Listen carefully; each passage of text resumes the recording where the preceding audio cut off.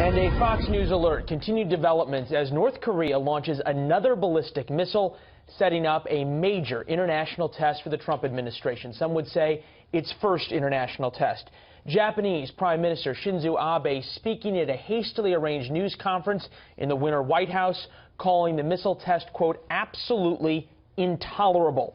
President Trump saying the United States backs Japan 100%. To South Florida in a minute.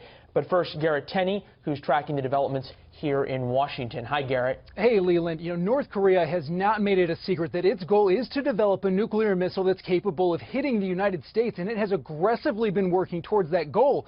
A spokesman for the U.S. Strategic Command tells us they detected the missile launch yesterday evening and that it was likely a medium or intermediate range ballistic missile, meaning it didn't have the range to reach the U.S., but could have easily reached a number of U.S. allies in the region.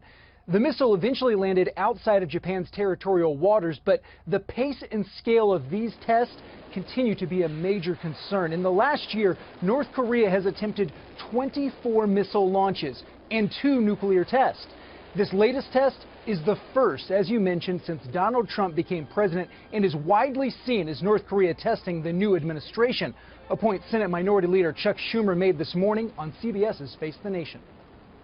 North Korea has shown itself to be an irresponsible nation in every way, and I'm sure they're testing President Trump. I was glad he issued the statement with the Prime Minister of Japan, but he also ought to do it quickly with South Korea.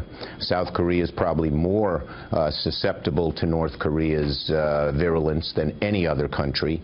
And for its part, South Korea has strongly denounced North Korea's latest ballistic missile launch, saying it shows Pyongyang is fanatically obsessed with nuclear and missile development. And hours after the launch, the head of South Korea's Joint Chiefs of Staff said their military stands ready to respond immediately to any provocation that threatens their safety, and warned that if the northern regime does not give up its delusion of nuclear and missile provocations, that they will ultimately destroy themselves in the near future. And this latest test, like nearly all of the previous ones in the last year, was in violation of UN Security Council resolutions, meaning more sanctions could be placed on the North in the near future, though it's important to note that President Kim Jong-un has said nothing will stop his country from further developing these weapons. Leland? We'll have to see if the Chinese or Russians would agree to those sanctions as well. Garrett Tenney here in Washington.